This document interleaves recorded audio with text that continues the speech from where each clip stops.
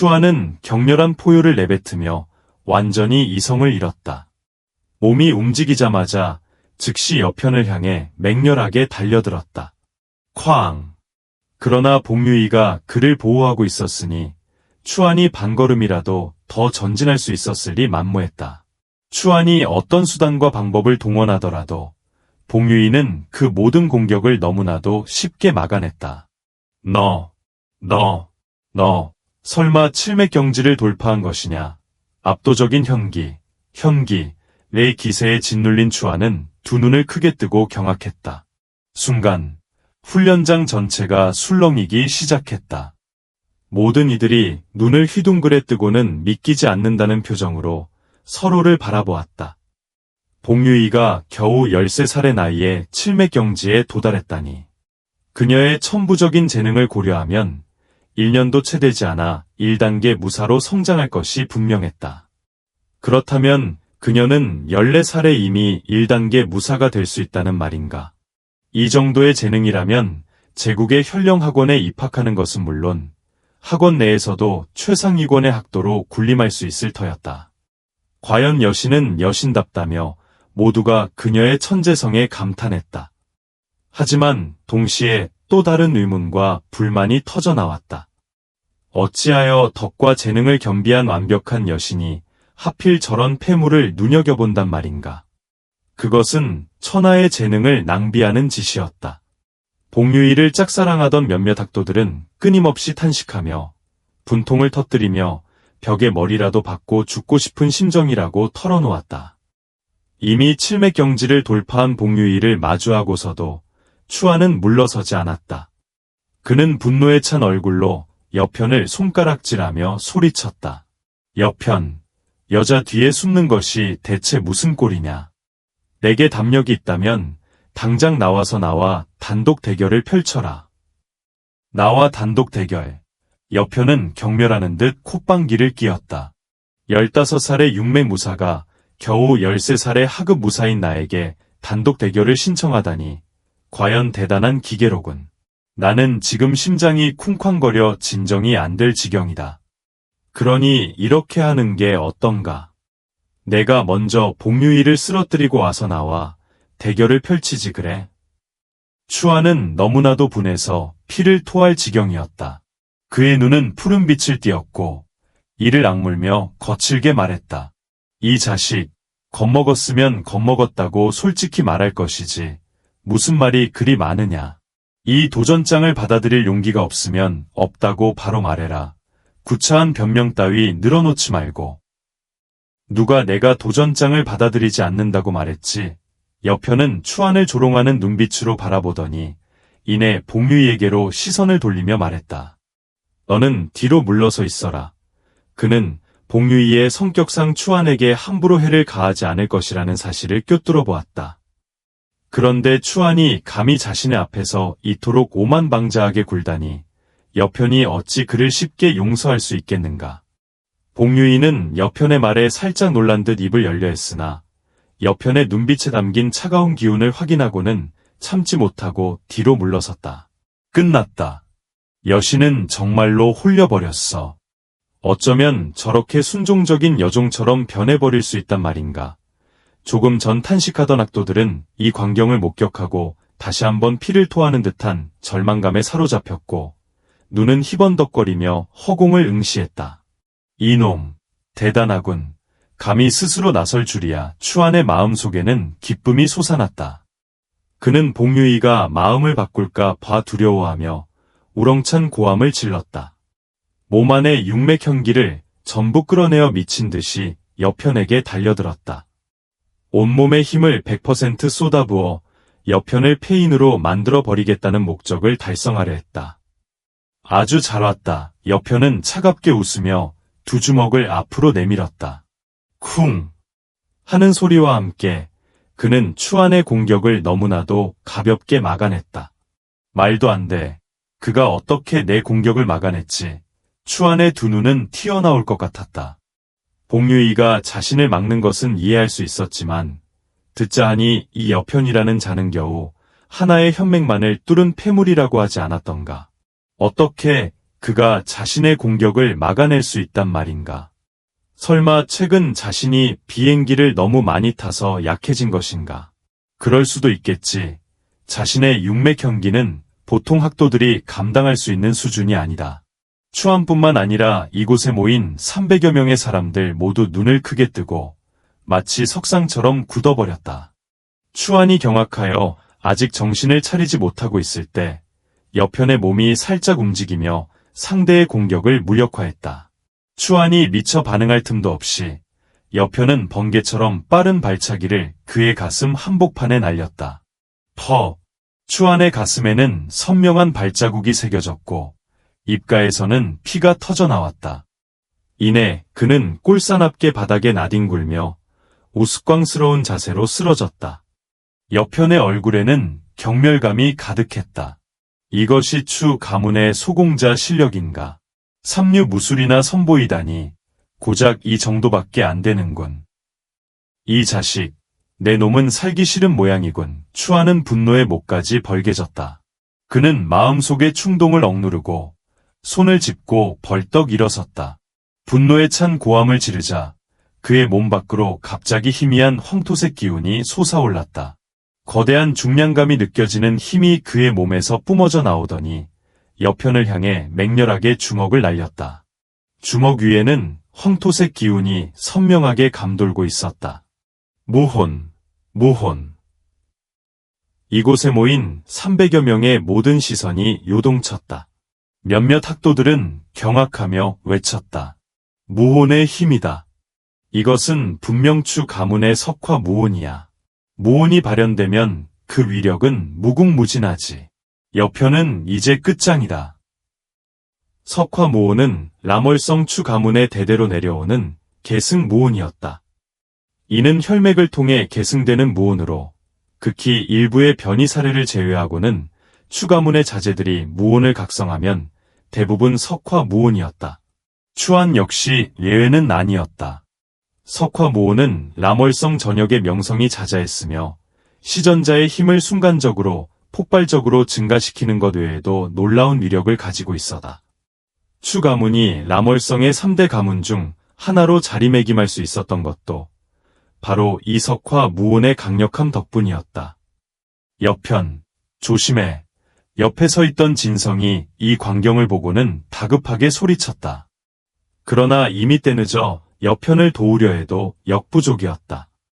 사실 진성이 나선다 해도 추안의 공격을 막아낼 수는 없었을 것이다. 이 자식, 이번에는 어떻게 막아낼지 두고 보자. 추안은 극도로 흥분했다.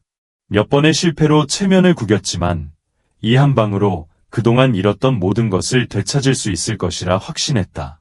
그는 자신의 무혼이 얼마나 강력하고 깨뜨릴 수 없으며 어떤 것도 막을 수 없다는 것을 잘 알고 있었다. 너 같은 폐물이 감히 나에게 도전하다니. 잠시 후 여편이 처참하게 무릎 꿇고 용서를 빌 모습까지 상상하자 추안의 마음속에는 변태적인 쾌감이 치솟았다. 주먹이 아직 닿기도 전에 그는 이미 미칠 듯이 기뻤다. 그러나 여편은 차갑게 웃으며 말했다. 희미한 노란빛 좀 낸다고 석화 무혼이라고.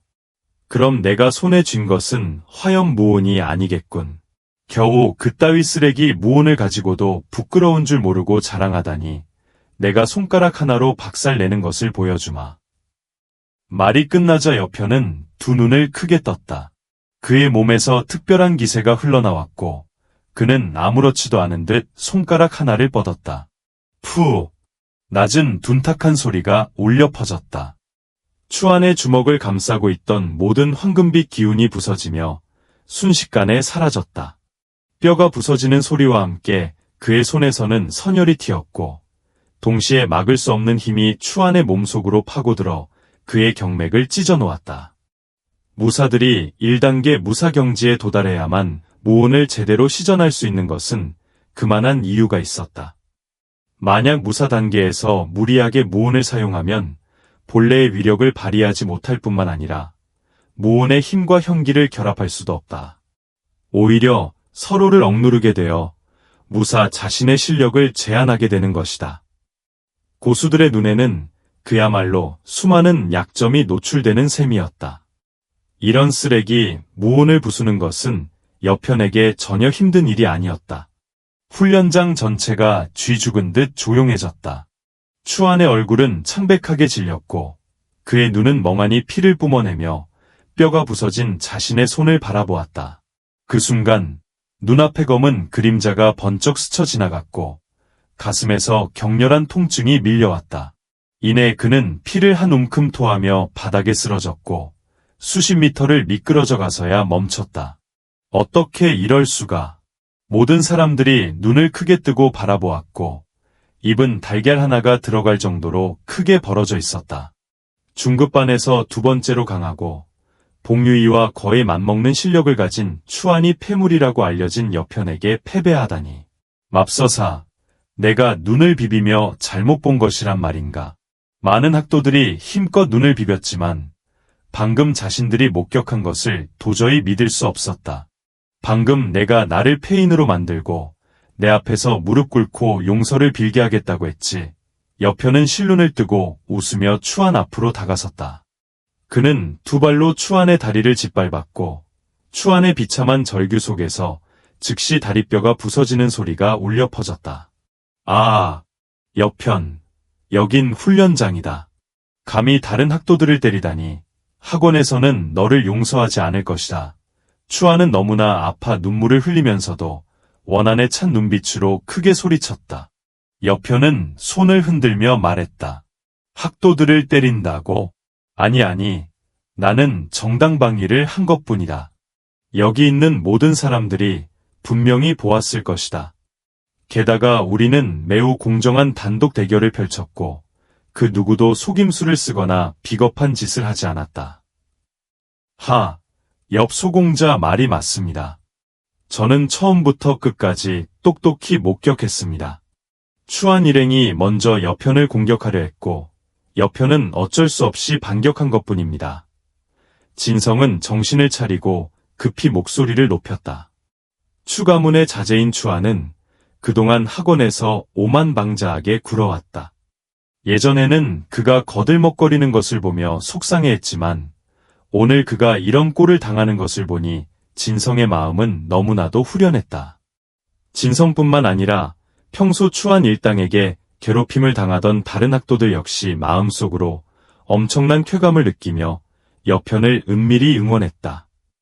여편, 내가 뭘 하려는 거냐? 나는 추 가문의 소공자다. 내가 감히 내 두 다리를 폐인으로 만들다니 어떤 결과가 초래될지 알고는 있는 거냐? 추안은 고통에 식은땀을 흘리면서도 표정을 진정시키고 차가운 눈빛으로 다시 위협적인 목소리를 냈다. 나는 추 가문의 적자. 미래에는 추 가문의 가주 자리까지 계승할 가능성이 있는 몸이다. 감히 나를 건드렸다간 옆 가문도 너를 보호하지 못할 것이다. 아이쿠, 정말 무서워라. 여편은 과장된 목소리로 외쳤지만 그의 눈에는 두려움이라고는 찾아볼 수 없었다. 오히려 차가운 빛이 스치며 말했다. 지금도 감히 내 앞에서 허세를 부리다니 내가 발차기 한 번 더해서 너를 환관으로 만들어버릴 수도 있다는 것을 믿겠느냐. 그때 가서 추 가문이 대를 이을 수 없는 폐물을 가주로 선택할지 안 할지 두고 보자. 말을 하면서 여편은 다리를 들어 추안의 하체 부위 위로 왔다 갔다 움직였다. 마치 언제든지 밟아내릴 수 있다는 듯한 동작의 추안은 즉시 얼굴이 새하얗게 질렸다. 그의 하체는 차가워졌고 몸을 부들부들 떨면서도 애써 침착한 척 말했다. 내가 감히. 여편의 눈빛이 번뜩였다. 내가 감히 할 수 있는지 없는지 내가 한번 말해보거라. 말이 끝나자 그는 즉시 발차기를 내리찍었다. 안 돼. 제발. 추안은 너무나 두려워 머릿속이 텅 비어버렸다. 온몸이 부들부들 떨렸고 특유의 지린내까지 풍겨왔다. 그는 마치 도살당하는 돼지처럼 비참하게 절규했지만 예상했던 고통은 느껴지지 않았다.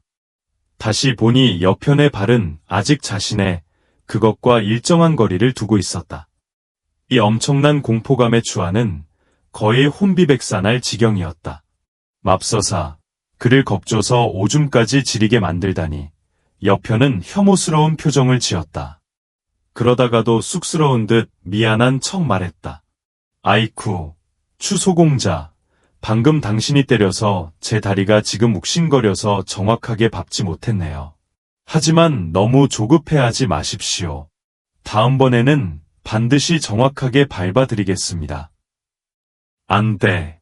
안 돼. 제발 부탁이야. 밟지 마. 내가 원하는 건 뭐든지 다 들어줄게. 배상해줄게. 안 될까? 기양고시 발표 뭉개질 위협 앞에서 추안에 처음 오만했던 기세는 완전히 사라졌다. 심지어 존엄마저도 내팽개쳐버린 그는 거의 울면서 애원했다. 만약 그가 정말로 여편에게 거기가 밟혀 뭉개진다면 아무리 재능이 뛰어나다 한들 앞으로 추 가문에서 높은 지위를 얻을 수 없을 터였다. 추 가문의 가주 자리를 계승하는 것은 더더욱 말할 필요도 없었다. 추 가문은 대를 잇지 못하는 폐물을 가주로 앉힐 리 만무했다. 네, 그것을 살려두는 것은 아주 쉽다. 순순히 무릎 꿇고 3번 절하며 사과하면 된다. 이것은 내가 전에 나에게 준비했던 대우였지. 이제 내가 너에게 그대로 되갚아주는 것이다. 추안의 안색이 변했다. 그는 분노에 찬 목소리로 으르렁거렸다. 여편, 너무 사람을 능멸하지 마라. 나에게 무릎 꿇고 사과하라고. 꿈도 꾸지 마라. 추 가문의 소공자인 자신이 어찌 저 많은 학도들 앞에서 여편에게 무릎 꿇고 사과할 수 있겠는가. 만약 소문이라도 나면 앞으로 학원에서 어떻게 얼굴을 들고 다닐 수 있겠는가. 여편은 무심한 표정으로 말했다. 아이쿠, 내 다리가 너무 아파서 이제 더 이상 들고 있을 수가 없겠는걸. 마치 자신의 말을 증명이라도 하듯 여편의 오른발은 추안의 하체 부위 바로 위에서 흔들거렸다. 마치 언제든지 밟아내릴 수 있다는 듯한 모습에 추안은 두려워하며 급히 입을 열었다. 안 돼, 안 돼. 여편, 내 말을 좀 들어봐. 내가 밟아내린다고 해서 내게 이득될 것도 없지 않으냐. 이렇게 하는 건 어떤가. 오늘 일은 전부 내 잘못이다. 내가 원하는 건 뭐든지 다 줄게. 내가 배상해주면 안 될까? 추안은 말을 마친 후 오른손에 낀 반지를 쓰다듬으며 무언가를 찾는 듯했다. 저장 반지. 여편의 눈빛이 번뜩였다. 이것은 정말 좋은 물건이었다. 그는 표정 하나 변하지 않고 차가운 목소리로 말했다. 보아하니 내 그것을 살려두고 싶지 않은 모양이군. 말이 끝나자마자 그의 눈에는 날카로운 살기가 번뜩였고 사람을 공포에 떨게 하는 기운이 즉시 추안을 감쌌다. 추안은 마치 얼음물에 빠진 듯 온몸에 소름이 돋았다. 얼음 동굴로 끌고 가. 안 돼. 잘못했어. 잘못했습니다. 머리 조아릴게요. 머리 조아릴게요. 주안이 경악에 찬 비명을 내지르며 몸부림쳤다. 쿵, 쿵, 쿵. 그는 급히 무릎을 꿇고 땅에 머리를 3번 찌으며 연신 제가 잘못했습니다. 라고 애원했다. 여편의 차갑던 표정에 미세한 변화가 스쳐 지나갔다.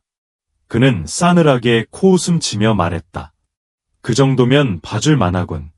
이내 그의 발이 주안의 오른손 위로 묵직하게 내려앉았다. 발끝을 가볍게 몇 번 움직이자마자 강렬한 기운이 주안의 오른손에 끼워져 있던 반지를 순식간에 벗겨냈다. 그 반지는 마치 살아있는 듯 허공을 가로질러 여편의 손 안으로 정확히 날아들었다. 여편은 아무렇지도 않은 듯 태연히 말했다.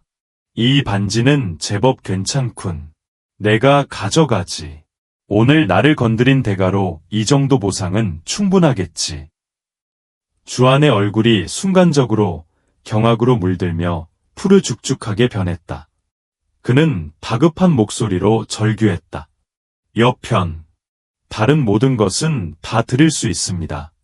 하지만 이 반지만큼은 안 됩니다. 이 반지 말입니다. 이 보관 반지는 저희 주가에서도 몇 개 없는 귀한 물건입니다. 제 16번째 생일 때 온갖 수단과 방법을 동원하여 겨우 집안 어른들께 부탁해 얻어낸 것입니다. 만약 당신이 이것을 가져가 버리면 저희 가문 사람들은 분명히 제 가죽을 벗겨낼 것입니다. 여편의 눈빛이 더욱 깊고 어둡게 가라앉았다. 그는 냉기 어린 목소리로 단호하게 말했다. 이건 내가 결정할 문제가 아니야. 한마디라도 더 짓거린다면 이 반지가 너를 보호해 줄 수 없을 거다. 그는 거침없이 반지를 손가락에 끼우고는 현기를 발동시켰다. 눈 깜짝할 사이에 주안이 예전에 걸어두었던 금제는 흔적도 없이 파괴되었다.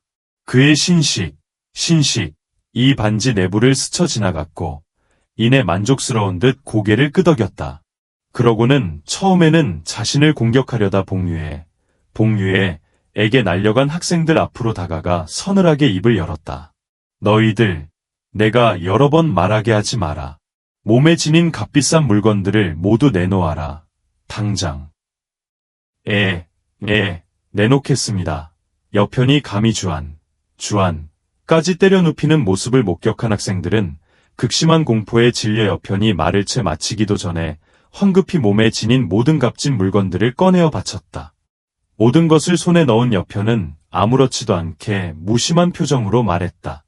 다음번에 감히 손을 대기 전에 현패를 좀 더 넉넉히 챙겨 다니도록 해라. 이 말을 마치자마자 그는 몸을 돌려 수련실을 떠났다. 그 자리에는 어안이 벙벙한 채 멍하니 서 있는 한 무리의 학생들만 남겨졌다. 너희들은 거기서 뭘 꾸물거리고 있어. 당장 나를 부축해서 치료받으러 가지 않고 여편이 수련실을 나서자마자 주안은 분노로 이글거리는 눈빛으로 자신의 시종들에게 고함을 질렀다. 그의 마음속에서는 복수심이 들끓었다. 여편, 두고 봐라. 이대로 이 일을 절대 넘어가지 않을 테다. 주안 일행이 자리를 뜨자마자 수련장 전체는 경악과 함께 끊임없는 소란스러운 논쟁의 목소리로 터져나왔다. 방금 그게 정말 여편이었어. 세상에, 너무 잔인하잖아. 주안까지 감히 두들겨 패다니. 아까 그 뼈 부러지는 소리는 정말 사람을 질리게 하더라. 주안은 보나 마나 한 달은 침대에 누워 치료받지 않고서는 제대로 회복하기 힘들겠어. 어제는 여편이 도수련실에서 호되게 때려 눕혔다고 하던데.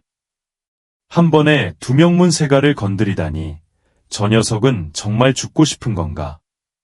그만 말해. 앞으로는 제 마주치면 무조건 피해가는 게 상책이야. 내 다리가 지금 후들거려서 제대로 서 있지도 못하겠어. 여편 저 패물 자식, 이번에 또 유명세를 탔네. 아직도 그를 패물이라고 부를 용기가 있단 말이야. 만약 그가 듣기라도 한다면 아무도 널 구해줄 수 없을 거야. 정말 살고 싶지 않은 거야. 수련실 안의 수많은 학생들은 서로 귓속말을 나누며 웅성거렸다. 한편 봉유에는 옆에 서서 복잡한 표정을 감추지 못했고 그녀의 눈빛은 무언가를 탐색하듯 번뜩였다. 여편은 수련실을 빠져나와 반지 속 공간에 보관된 전리품들을 꼼꼼히 살펴보았다. 한참 동안 이것저것 헤아려 보던 그는 흡족한 미소를 금치 못하며 입꼬리가 귀에 걸릴 정도로 활짝 피었다. 남의 집을 털고 사람을 죽이고 불을 지르는 것이 역시 부자가 되는 가장 빠른 길이라더니 쯧쯧. 이번에는 한동안 수련을 계속할 수 있을 만큼의 충분한 자원을 벌어들인 셈이군. 옆에 있던 진성이 그에게 신중하게 일깨워 주었다. 여편, 조심해야 해. 이든 주안이든 둘 다 만만하게 볼 상대가 아니야. 내가 그들의 성격을 아는데 분명히 이 일을 쉽게 넘기지 않을 거야. 학원 안에서는 감히 손을 쓰지 못하겠지만 밖에서는 장담할 수 없어. 정말 조심해야 해. 여편은 대수롭지 않게 손을 저으며 말했다. 걱정 마라. 왕가와 주가는 보잘것없는 작은 가문일 뿐이야. 나를 화나게 한다면 나는 기꺼이 두 가문을 오늘부터 남월성에서 사라지게 만들어줄 테니. 진성은 그 말을 듣고 즉시 넋을 잃었다. 여편. 아니, 현소. 당신 정말 대단한 기계를 가졌군요. 하지만 그래도 너무 자만하지 않는 것이 더 좋을 겁니다. 여편은 가볍게 웃으며 답했다. 걱정 마라. 나도 나름의 분수를 알고 있다. 그건 그렇고, 너 이 녀석, 어쩌다 이렇게 갑자기 강해진 거야. 전에는 내가 이렇게까지 변태적일 줄은 꿈에도 몰랐어. 심지어 주안조차 너의 상대가 되지 못하다니. 아이고, 나도 더 열심히 노력해야겠네. 여편이 막 뭔가 말을 꺼내려 할 때였다. 저 멀리서 3명의 인물이 갑작스레 다가와 그들 둘의 앞길을 가로막았다. 진성은 고개를 들어 그들을 흘금 보더니 살짝 놀란 기색을 내비치며 여편에게 속삭였다. 내 가문 사람들이네. 내가 여기 있는 건 불편하겠어. 난 먼저 기숙사로 돌아갈 테니 너 혼자 잘 대처해봐. 무슨 일 생기면 언제든지 나를 찾아. 이 말을 마치자마자 그는 마치 한 줄기 연기처럼 빠르게 달아났다. 여편은 그들을 향해 아무렇지도 않은 듯 담담한 표정으로 물었다. 무슨 일로 저를 찾아오셨습니까? 그들을 찾아온 이들은 남학생 2명과 여학생 1명으로 모두 10대 중반의 나이로 보였다. 각각 여펀, 여분, 여삐라고 불리는 이들이었다. 그중 여펀은 여편의 큰아버지인 엽전웅의 아들이었고, 여분은 둘째 큰아버지 엽전당의 아들, 여삐는 여편의 둘째 고모 엽전령의 막내딸이었다. 여편을 포함하여 이 4명은 모두 성현학원에서 수학하고 있는 엽가의 제자들이었다. 이들 중 여펀의 실력이 가장 뛰어났는데 그는 이미 7개의 현맥을 개통하여 고급반에 속해 있었다. 여분과 여삐 역시 6개의 현맥을 개통한 상태로 다른 중급반에서 공부하고 있었기에 오늘날 교관의 훈련 과정에는 여편과 함께 참여하지 않았다. 비록 이들은 모두 여편의 사촌 형제자매들이었지만 그들과 여편 사이의 관계는 지극히 평범한 수준에 불과했다. 고작 하나의 현맥만을 개통한 폐물이라는 오명을 쓴 여편은 엽가의 수치였으며 남월성에서 엽가를 비웃음거리로 만들고 있었다. 그리하여 평소 학원에서는 여펀 일행은 여편과 거의 교류하지 않았고 기본적으로 그를 가족으로 여기지도 않았다. 그런데 오늘 이렇게 갑자기 모두 함께 찾아온 것은 여편에게 있어 실로 약간의 놀라움을 안겨주었다. 여편의 무관심하고 태연한 태도를 느낀 여삐는 미간을 찌푸리며 엄숙한 어조로 말했다. 듣자 하니 어제 내가 너와 같은 반인 왕월을 때렸다며? 여편은 시큰둥하게 되물었다. 설마 그 일 때문에 찾아온 건 아니겠지? 여삐는 노골적으로 혐오감을 드러내며 말했다. 너는 아마 내가 무슨 일을 저질렀는지 아직도 모를 거야. 여편은 단호하게 응수했다. 나는 내가 무슨 일을 하는지 잘 알고 있으니 너희들이 훈계할 필요 없어. 더 할 말이 없다면 난 이만 가보겠다. 여삐 일행은 처음부터 여편을 문책하려는 듯한 위압적인 태도로 다가왔고 여편은 그들과 더 이상 쓸데없는 말을 섞고 싶지 않았다. 거기서 여삐가 여편을 막아서며 경멸하는 투로 말했다. 이 문제만 일으키는 녀석아, 어제 있었던 일을 우리에게 빨리 소상히 말해봐. 도대체 왜 왕월과 싸운 거야? 혹시 리월이라는 여자 때문에 그런 거 아니야? 여편은 눈을 가늘게 뜨고 태연히 말했다. 내일인데 너희가 상관할 바야. 여편, 내 태도가 왜 이래? 여삐는 눈을 부릅뜨고 노려봤다.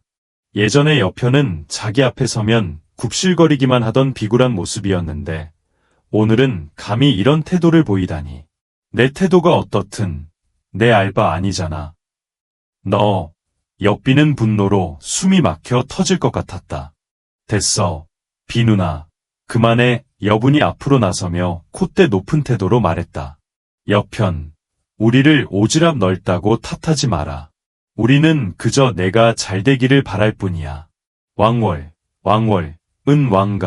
왕가, 왜 장남이고, 왕가는 남월성의 3대 명문가 중 하나로, 우리 엽가의 보다 훨씬 강력한 세력을 가지고 있어.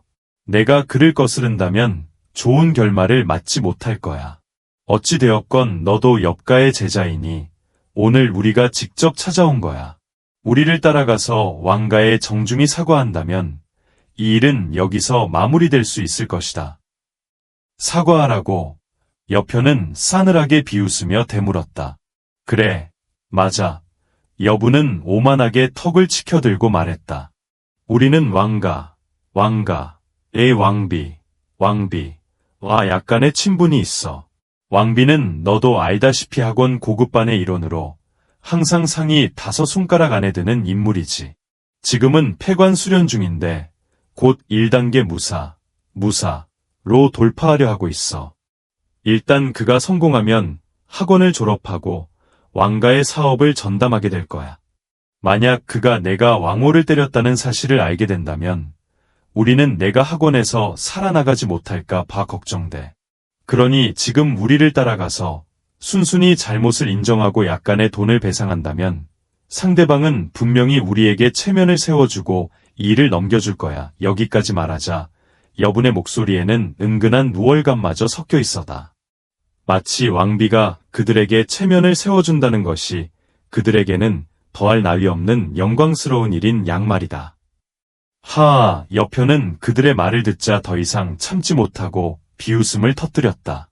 그럼 내가 너희에게 감사해야겠군.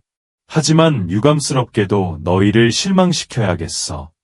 사과하고 싶다면 너희나 직접 가. 나는 가지 않을 테니까. 여부는 여편이 자신의 제안을 거절할 것이라고는 당연히 예상하지 못했다. 그의 얼굴은 즉시 차갑게 가라앉았고 냉정한 목소리로 쏘아붙였다. 여편, 내가 좋게 말할 때 듣는 줄 알아야지. 여편은 상대를 차갑게 노려보며 말했다. 내가 좋고 나쁨을 모른다고 쳐. 그래서 어쩔 건데, 여분, 설마 지금 나에게 손을 대고 싶다는 거야. 죽고 싶어 환장했군. 여분은 분노로 얼굴이 시뻘겋게 달아올랐고 그의 몸 밖으로 즉시 현기, 같이 솟으며 격분한 채로 당장이라도 공격하려 했다. 하지만 줄곧 침묵을 지키던 여펀, 이 그를 막아섰다. 그는 여편을 똑바로 응시하며 침착하게 말했다. 여편, 잘 생각해봐. 우리 모두 엽가의 제자가 아니었다면 우리가 굳이 너를 찾아오지도 않았을 거야. 나는 아주 신중하게 생각했어. 너희는 왕가를 두려워하지만 나는 그렇지 않아. 그런데 한 가지 의문이 드는군. 너희는 대체 엽가의 제자인가? 아니면 왕가의 앞잡이들인가? 더 이상 상대할 가치도 없으니 실례하겠다. 여편은 이 말을 내뱉고는 뒤도 돌아보지 않고 그대로 걸음을 옮겼다. 아주 좋아. 여편, 내가 정말 대단한 실력을 가졌나 보군. 학기가 끝나고 가문으로 돌아가서 내가 어떻게 족장님과 모든 이들에게 대답할지 두고 보자. 엽비가 앙칼진 목소리로 소리쳤다. 헌형님, 왜 저를 말리셨습니까? 제가 저 패물 자식에게 본때를 보여줘야 합니다. 여부는 얼굴이 새파랗게 질린 채 으르렁거렸다. 여퍼는 굳은 얼굴로 멀어지는 여편의 뒷모습을 바라보며 싸늘하게 말했다. 어찌되었건 여편도 우리 엽가의 제자. 학원 안에서 동족끼리 싸운다면 무슨 꼴이 되겠느냐. 만약 그가 우리의 경고를 듣지 않는다면 그냥 내버려둬. 조만간 다른 사람들에게 실컷 당해 죽을 것이다. 그때가 되면 오늘 그의 결정이 얼마나 큰 실수였는지 깨닫게 되겠지. 가자. 여폰 일행은 기세등등하게 찾아왔으나 결국은 불쾌한 표정을 감추지 못한 채 발길을 돌려 돌아갔다. 하지만 만약 그들이 여편이 왕가의 왕월뿐만 아니라 방금 전 3대 명문가 중 하나인 주가까지 건드려 원한을 샀다는 사실을 알았다면 과연 어떤 표정을 지었을지 상상조차 하기 어려울 것이다. 여폰 일행을 돌려보낸 후 여편은 학원을 떠나 다시 한번 연금술사협회로 향했다. 여편은 자신의 검은색 무혼에 대해 깊은 호기심을 느끼고 있었다. 비록 현재로서는 겨우 3개의 혈맥을 개통한 자신에게 무온이 큰 영향을 미치지는 않지만 무온이라는 것은 무인의 일생을 좌우할 수 있는 매우 중요한 존재였다. 그렇기에 여편은 더 이상 지체할 수 없을 정도로 빨리 그 정체를 파악하고 싶었다. 다만 현재 그의 혼력이 너무 낮아 스스로 무온을 관찰할 방법이 없었다. 그래서 그는 결국 현혼약재를 구매하러 갈 수밖에 없었다. 현혼약재는 무온을 시키는 효과가 있는 초급 약재였다. 여편은 본래 여유가 생기면 직접 연재할 생각이었지만 방금 주한 일행에게서 엄청난 재물을 얻었기에 굳이 직접 연재하는 수고를 들일 필요가 없었다. 어차피 현혼약재는 그리 희귀한 약재도 아니었으니까.